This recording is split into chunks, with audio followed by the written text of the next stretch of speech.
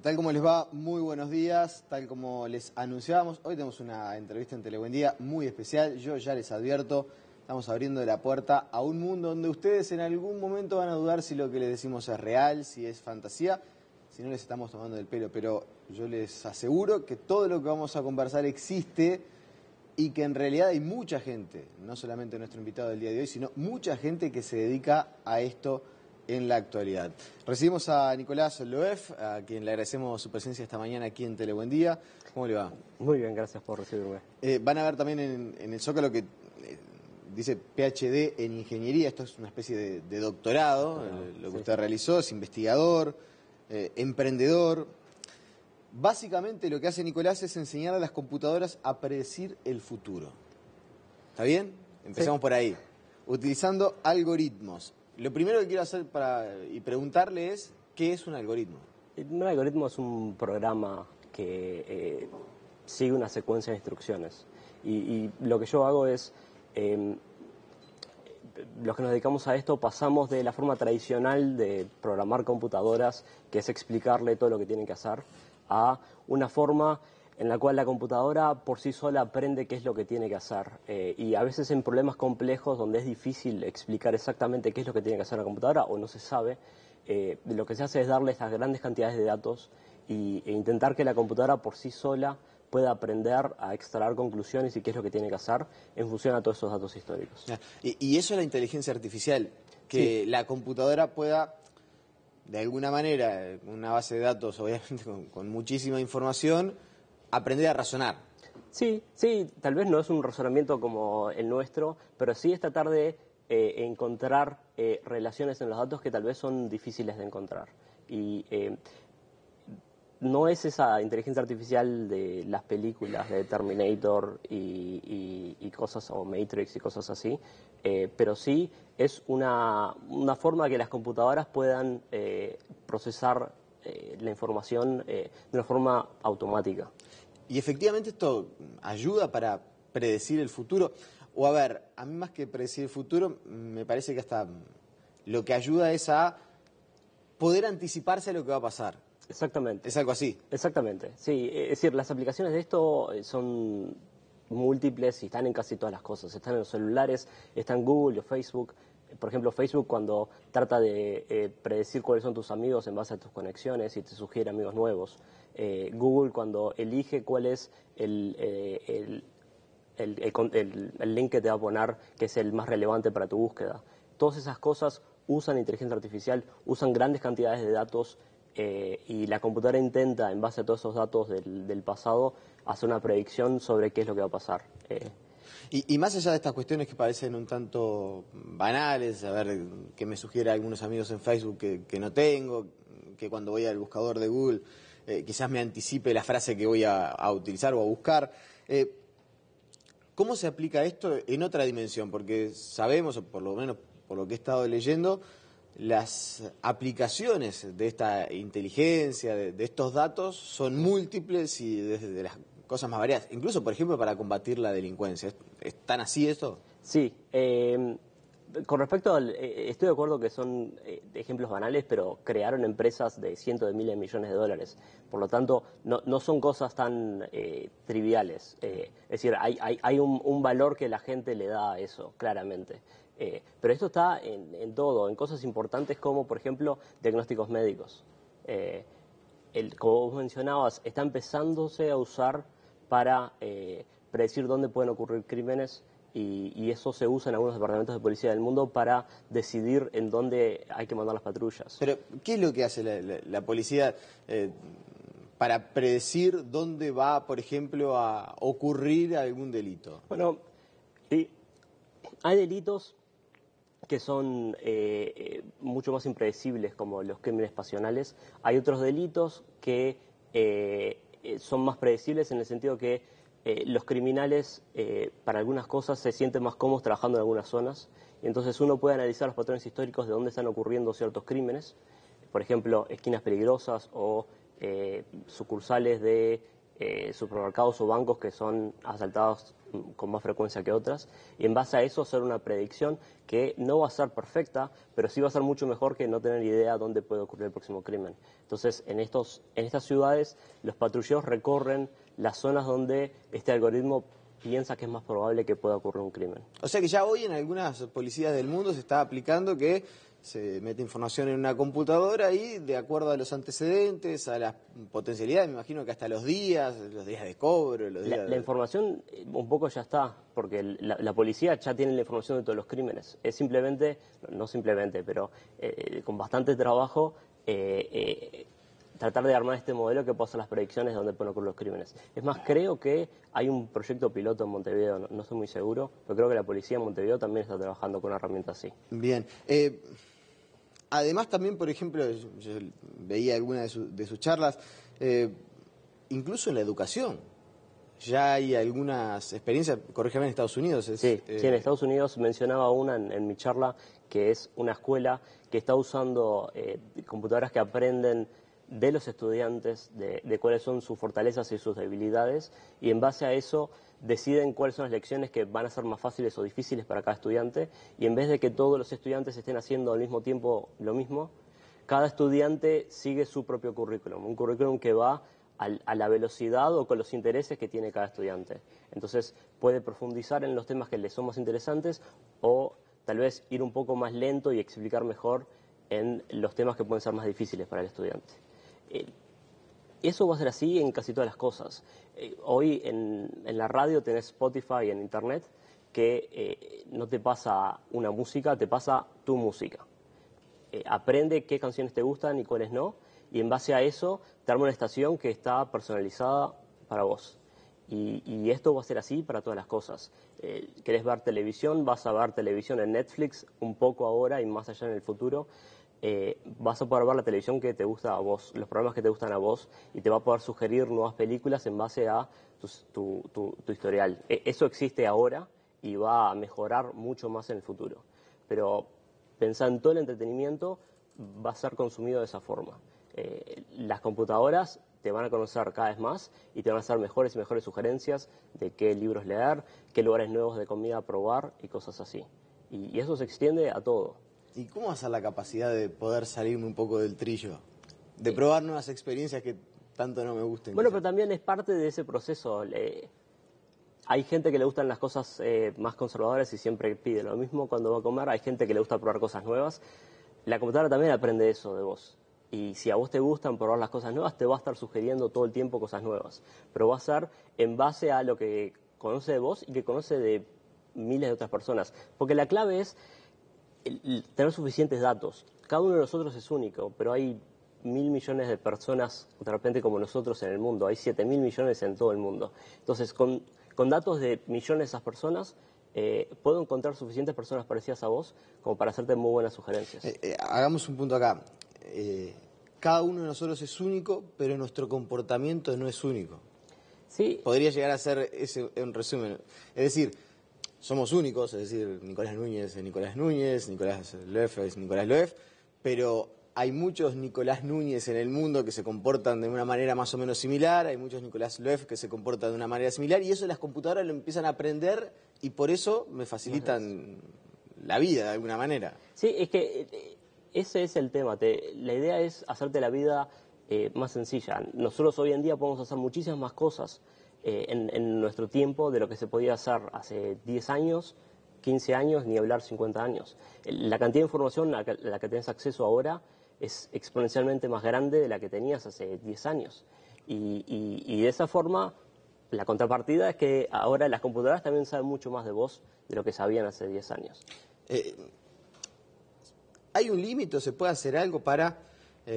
Hay gente que yo estoy seguro que está del otro lado y dice, a mí no me gusta dejar tantos datos, no quiero que sepa tanto de mí, o que algo que no manejo, que no sé qué es en realidad, que termina siendo para la inmensa mayoría de nosotros un gran signo de interrogante, pueda saber todo sobre mi vida. Pero, ¿hay algo que uno pueda hacer para evitar eso o es algo inevitable al día de hoy? No uses Facebook, no uses Google, no uses Gmail. Todas esas herramientas son gratis. Hay una razón por la cual son gratis. Hay un dicho en Internet, si no estás pagando por el producto, entonces vos sos el producto. Y esto es lo que pasa. Esa frase es buenísima, ¿no? Si no estás pagando por el producto, vos sos el producto. Exactamente. Facebook, los clientes de Facebook no sos vos. El cliente de Facebook es la empresa que quiere vender y hace propagandas. Y el producto que ofrecen es Nicolás Núñez. Yo lo conozco, sé que le gusta. Si vos querés venderle este producto, yo sé que le va a gustar. Si querés venderle este, yo sé que no le va a gustar. Entonces pon esta propaganda. Ese es el servicio que ellos ofrecen. Así es como hacen el dinero. Por eso esa empresa vale lo que vale. Claro, estamos hablando, para mucha gente que quizás pueda no manejar todo esto, no estamos hablando de una empresa que vale 200 pesos. Estamos hablando de una empresa que vale miles de millones de dólares. O sea, esa información tiene un valor que es muy importante, mucho más de lo que nosotros nos podemos llegar a imaginar. Y por eso comentaba en la charla un ejemplo que un poco asusta, y estaba hablando de que también te conoce Facebook. Lo vi eso, yo ya les advierto que yo esto no lo puedo creer. No, o sea, me cuesta creer que sea así, pero haga razonamiento. Es un estudio que está publicado en la Academia de Ciencias de Estados Unidos, y lo que hicieron fue agarrar la información de los me gusta en Facebook de decenas de miles de usuarios. Y lo que hicieron era tratar de completar un test que mide algunos aspectos de tu personalidad. Y comparaba las respuestas de ese test con lo que le hacían encuestas a amigos y a parientes y a parejas de las personas, y trataban de ver quién podía hacer una mejor predicción sobre aspectos de la personalidad de cada uno de nosotros. Y lo que arrojó este estudio era que después de apretar unos 10 me gusta, este algoritmo que trabajaba en los datos de Facebook podía hacer mejores predicciones sobre aspectos de tu personalidad que un colega de trabajo. Y después de unos 70, mejor que un amigo, y después de 150, mejor que un familiar, y después de unos 300 me gusta, mejor que tu pareja. Y algo más que comentaba, que era interesante que estaba en este artículo, era que en promedio cada uno de nosotros tiene 230 me gusta en Facebook, y ese número solo va en aumento. Entonces, imagínate que también te conoce Facebook. Y creo que la mejor forma de darte cuenta es que es una empresa tan valiosa. Hay una razón por la cual es tan valiosa, es porque nos conoce también. Es lo mismo, Google también ofrece servicios gratuitos y es tan valiosa porque nos conoce también y puede hacernos propagandas que están dirigidas a las personas que le gustan el producto. Igual me gustaría decir que ese no es todo el aspecto de lo predictivo. La inteligencia artificial se usa para muchísimas cosas. El ¿Por tema ejemplo? de cuánto nos gusta es algo que nos llama cuánto saben sobre nosotros nos llama la atención, porque un poco nos asusta, porque no estamos pensando en eso cuando usamos los servicios. Pero se usa en todo, desde el celular, que uno le puede hacer preguntas y te contesta, se usa mucho y cada vez más en diagnósticos médicos, para ayudar a los médicos a encontrar patrones en enfermedades y cosas así. Inteligencia artificial hay en los autos de Google que se manejan solos. Ese es otro cambio enorme que se viene, que uno no se da cuenta. De repente en 15 años muchísimos de los autos, no sé si en Uruguay, pero probablemente en algunos lugares como Estados Unidos, se van a empezar a manejar solos. Y hay muchas ¿Cómo cosas. manejar solos? En este momento hay en Estados Unidos autos que se manejan solos. Uno entra al auto y le dice, quiero ir a este lugar o este lugar, y uno se sienta y el auto se maneja solo. Las noticias mientras lo va llevando. Podés, por ahora, como no están tan testeados, yo por las dudas miraría para afuera, por las dudas para meter el freno. Casi como si fuera una recomendación. Pero estos autos llevan manejados varios millones de kilómetros en Estados Unidos sin tener accidentes causados por ellos. Tuvieron varios accidentes, todos causados por otros conductores afuera del auto. Por no poder predecir lo que van a hacer otros. Bueno, gran parte del problema de poder manejar es poder predecir qué es lo que van a hacer los otros, porque uno puede seguir. La razón por la cual el problema de manejar automáticamente es tan difícil no es seguir las instrucciones. Uno podría poner en la computadora un programa que siga las instrucciones de cómo manejar. El problema es que todas las otras cosas que pasan son impredecibles. Uno nunca sabe cuándo un peatón se va a cruzar, uno nunca sabe cuándo otro conductor va a doblar en el momento equivocado o se va a comer un pare o cosas así. Ese es el gran problema, por eso llevó tanto tiempo. Poder anticiparse a las otras cosas que van a pasar y tomar decisiones rápidamente, ese fue el gran problema. Y estas computadoras corriendo en estos autos están finalmente listas para hacer eso, y están corriendo en Estados Unidos y en Europa, en algunas ciudades. tenés autos que están haciendo eso automáticamente. Y la idea es que de acá a 10 años lo empieces a ver. Y lo estás viendo, en verdad, en algunos autos de alta gama te ofrecen servicios como manejar en la carretera solo. El auto puede ir solo en la carretera manteniendo cierta distancia con respecto al auto de adelante, pero es lo único que hace. No tanto por problemas tecnológicos solamente, sino por problemas legales. Porque si el auto está en modo automático y hay un accidente, ¿quién es el responsable? Entonces, a medida que ahí la tecnología está un poco delante de la ley y en esas cosas hay mucho de eso, todavía no está claro quién es responsable. Es el que manejaba, pero no estaba prestando atención porque estaba chequeando las noticias. Es el que construyó el sistema. Claro, hay como una especie de limbo ahí donde seguramente la experiencia nos irá... Pero imagínate esas cosas, todo lo que se pueda automatizar, se va a automatizar. De acá a 15, 20 años y cada vez va a ser más. Es tremendo, ¿no? Vos sos periodista y no sé si te va a causar gracia o preocupación, pero hay algunos sitios web donde las noticias las escriben los algoritmos, no todas, pero hay algoritmos que están mirando cosas como noticias financieras o noticias deportivas y apenas pasa algo en un partido o algo así, escriben automáticamente un artículo que si vos lo lees no te das cuenta que lo escribe una computadora. No, así como vienen en 50 años, seguramente cuando escuche su respuesta el algoritmo le va a poder repreguntar, que es algo que deberíamos hacer los periodistas, ¿no?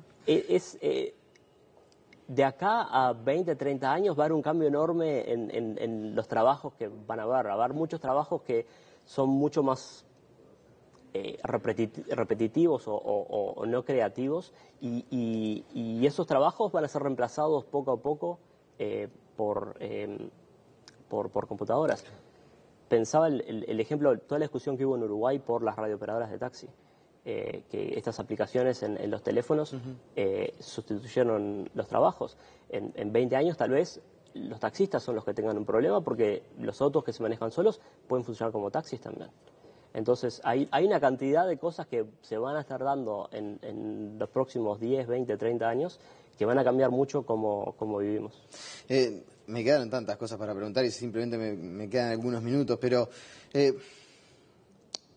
entonces no tiene demasiado sentido toda esta discusión que damos en torno a si hacemos un acuerdo plan Ceibal, Google, si nos espían o no nos espían. ¿De qué estamos hablando en realidad? No sé si me quiero meter en temas políticos, pero claramente le estamos dando muchísima información a empresas como Google o Facebook o Twitter todo el tiempo cuando hacemos todas esas cosas en Internet. Usamos todos esos servicios gratuitos. Es un tema delicado qué pasa con toda esa información. No me queda claro si la alternativa de que sea una empresa en el exterior que tiene ciertos chequeos pero otros no, o que sea algo local que tiene tal vez problemas de experiencia en el desarrollo de algo de esa masividad y no sé qué tantas garantías de la seguridad de la información hay. El hecho es, mientras estemos dispuestos a usar servicios gratuitos en los cuales damos toda nuestra información, tenemos que esperar que nuestra privacidad va a ser mucho más reducida de lo que era hace 10, 15 años. Y hay que acostumbrarse a eso. Intentar impedirlo es como querer tapar el sol con la mano. Hay gente que está totalmente aislada de Facebook y todo eso, pero digamos, te falta una parte de tu vida. Hoy en día te puedes comunicar con la gente, con todos tus amigos en todos lados del mundo y es un poco el precio a pagar. A mí me parece la gente más joven, los adolescentes hoy en día, creo que nacieron con eso y no tienen problemas. Están los nativos digitales, como se lo conoce. Están acostumbrados a que casi todo sea público y están de acuerdo con eso. Me parece es un tema generacional. Bien, ya sobre el final, y no quiero dejar, porque esta sí, de verdad que no la creo. La pregunta esta que viene de una charla que yo escuché suya, que fue de alguna manera que nos motivó a invitarlo, de verdad que no la creo. ¿Cómo es eso del tema de las parejas virtuales? De conocer a alguien en línea, el éxito que tienen esas parejas y el éxito que tienen las parejas que se conocen con los métodos tradicionales, cara a cara. Esto lo saqué también de otro paper publicado en la Academia de Ciencias de Estados Unidos. Es un ejemplo que estudiaron decenas de miles de parejas y vieron que casi un tercio de esas habían empezado en línea.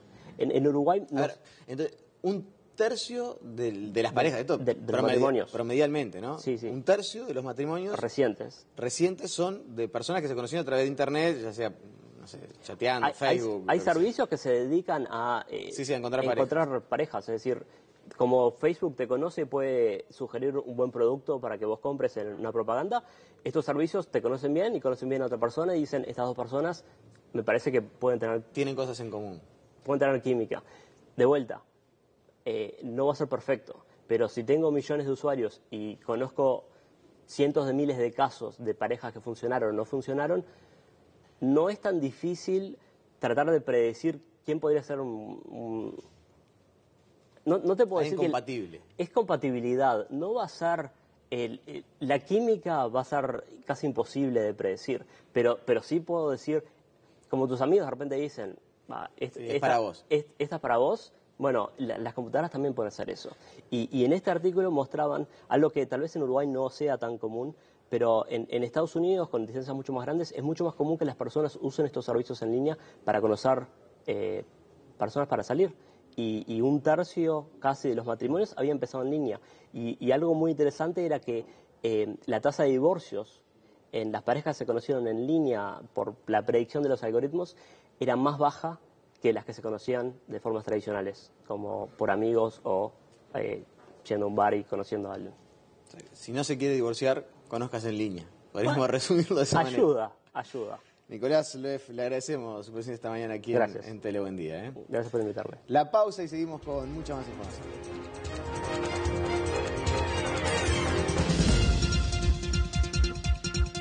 Presentó SECOM, primer servicio de compañía de Uruguay y del mundo.